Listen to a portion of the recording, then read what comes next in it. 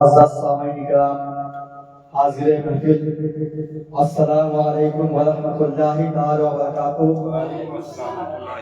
الحمدللہ الحمدللہ الذی انزل القرآن هدى للناس وبينات من الهدى والفرقان، واشهد ان لا اله الا الله وحده لا شريك له تعظيما لشانه، واشهد ان سيدنا ومولانا محمدا عبده ورسوله الداعي الى الجوانب صلى الله تعالى عليه وعلى اله واصحابه اجمعين. اما بعد، فاعوذ بالله من الشيطان الرجيم. بسم الله الرحمن الرحيم. قال الله تعالى: إن هذا القرآن يهدي للتي أقوم. صدق الله ومولانا العظيم، وصدق رسوله النبي الكريم، ونحن على ذلك لمن الشاهدين والشاكرين، والحمد لله رب العالمين. آئیے ہم آپ سب سے پہلے آقا انعامدار، مدینے کے تاجدار، دونوں عالم کے مالک و مختار جناب احمد مجتبیٰ محمد مصطفیٰ روح فدا صلی اللہ تعالی علیہ وسلم کے بارگاہ عالیہ میں جھوم کر درود شریف کا نذرانہ پیش کریں. اللہم صلی علی سیدنا شفیعنا حبیبنا نبینا مولانا محمد وسلم. صلو علیہ السلام علیکم یا حبیب یا رسول اللہ صلی اللہ علیہ وآلہ وسلم. آج میری بیان ہوگی قرآن اور حفظ قرآن کی فضیلت. عشق انسان کلندر کو ولی کرتا ہے، عشق انسان کلندر کو ولی کرتا ہے، عشق پوشیداؤں اداؤں کو جلی کرتا ہے.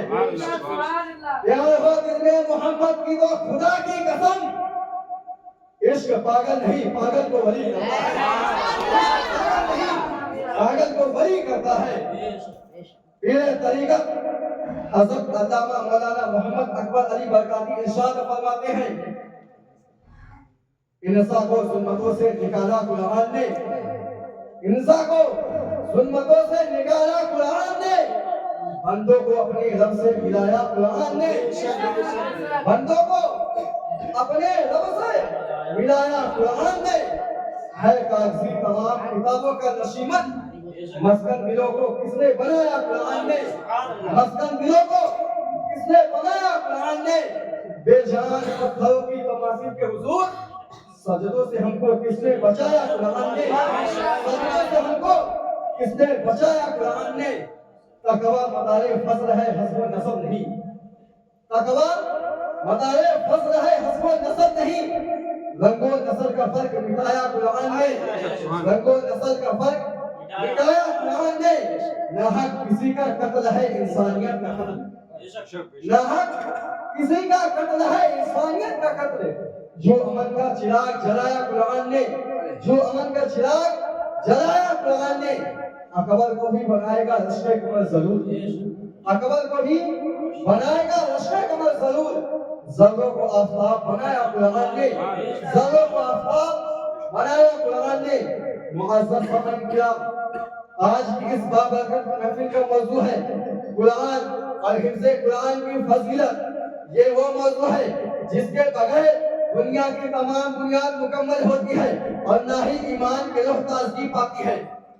قرآن وہ آفتاب ہے جو کبھی غروب نہیں ہوتا، وہ سرچشمہ ہدایت ہے جس سے قیامت تک کی انسانیت سیراب ہوتی رہے گی.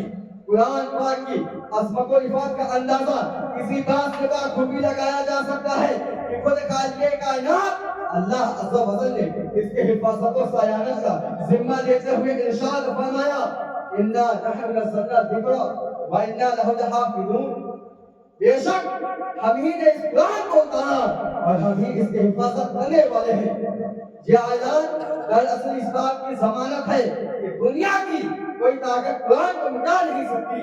یہی وجہ ہے کہ قرآن آج بھی بھی ویسا ہی ہے جیسا 1400 برس پہلے نازل ہوا تھا. اس میں ایک لفظ کا ایک نقطہ بلکہ رسول خط کا فرق نہیں آیا. ہم اور آپ کہیں نہ کہیں جلسہ دستار حفظ قرآن کے موقع پر جمع ہوتے ہیں. وہ حاملین قرآن اور قرآن کریم کی تعلیم و تعلم کا انجام دینے والوں کے متعلق رسول اللہ صلی اللہ علیہ وسلم نے جو ارشاد فرمایا وہی سنتے چلے. حدیث پاک ہے خیرکم من تعلم القرآن وعلمہ. تم میں سے سب سے بہتر وہ شخص ہے جو قرآن سیکھے اور سکھائے. یعنی قرآن سیکھنے والا اور سکھانے والا اللہ کے نزدیک بہترین بندہ ہے. محترم سامعین یاد رکھیں قرآن صرف پڑھنے کے لیے نہیں بلکہ یاد کرنے کے لیے بھی نازل ہوا ہے. اور اللہ نے قرآن کی ایسی طاقت مسلمانوں کے سینوں میں رکھی ہے جو کسی اور کتاب کو نصیب نہیں. حدیث میں آتا ہے ان اللہ یرفع بهذا الکتاب اقواما ویضع بآخرین. اللہ اس قرآن کی بدولت کچھ قوموں کو بلندی عطا فرمائے گا اور اسی کے ذریعے کچھ لوگوں کو پستی میں گرا دے گا. یعنی جو قرآن کے حامی ہوں گے وہ عزت پائیں گے اور جو عزت و گردانی کریں گے وہ ذلت میں ڈالے جائیں گے. ہمارے پیارے پیارے آقا و مولا رسول خدا صلی اللہ علیہ وسلم نے فرمایا قرآن والے سے کہا جائے گا پڑھتے جاؤ اور جنت کے درجے چڑھتے جاؤ اور ٹہل کر رہو جیسا کہ دنیا میں پڑھتے تھے. تمہارا ٹھکانہ وہی ہوگا جہاں تک تم نے آخری آیت پڑھی ہوگی. یہ بشارت واضح کر رہی ہے کہ حافظ قرآن جنت میں بلند ترین درجات پائے گا. آج ہم اور آپ جلسہ دستار حفظ قرآن کے موقع پر حفاظ کرام کے والدین تشریف فرما ہے وہ بھی سنے اور جن کے بچوں میں حفظ قرآن کی صلاحیت موجود ہے وہ بھی بغور سنے کہ صرف قرآن ہی نہیں بلکہ اللہ عز و جل نے حافظ قرآن کے والدین کو بھی عظیم مرتبہ عطا فرمایا ہے. جو قرآن پڑھتا ہے اور اس پر عمل کرتا ہے قیامت کے دن اس کے والدین کو ایسا تاج پہنایا جائے گا جس کی روشنی سورج کی روشنی سے بھی زیادہ ہوگی. یہ کتنی بڑی سعادت کی بات ہے کہ محض اپنے بیٹے یا بیٹی کے حافظ قرآن بنانے سے والدین کو قیامت میں سر بلندی اور عظمت عطا کی جائے گی. قرآن کی فضیلت کا بیان زبان سے زیادہ دلوں میں اترنے والا ہے مگر یاد رکھیں قرآن صرف یاد کر لینا کافی نہیں بلکہ اس پر عمل کرنا ہی اصلی مقصد ہے. حافظ اگر اپنے عمل کو قرآن کے مطابق ڈھالے وہ زمین پر چلتا پھرتا قرآن بن جاتا ہے. آج ضرورت اس بات کی ہے کہ ہم اپنے گھروں کو قرآن کا مرکز بنائیں. ہمارے بچے موبائل اور کھیلوں میں وقت ضائع کرنے کے بجائے قرآن کی تلاوت اور حفظ کی محافل سے اپنے دلوں کو منور کریں. آخر میں عرض کروں گا کہ قرآن وہ دولت ہے جسے دل میں محفوظ کر لینے والا دنیا کا سب سے امیر شخص ہے.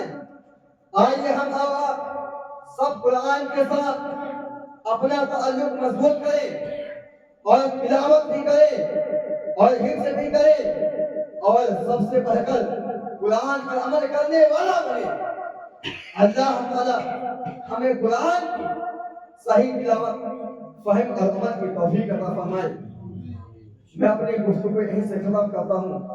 اللہ تعالیٰ کی بارگاہ میں دعا ہے کہ میرے سے بولنے میں آپ کو سننے میں سمجھنے میں کچھ بھی غلطیاں ہوں اس کو معاف عطا فرمائے اور جو میں بیان کیا ہوں اس کو ہمیں اور آپ سب کو عمل کرنے کی توفیق عطا فرمائے۔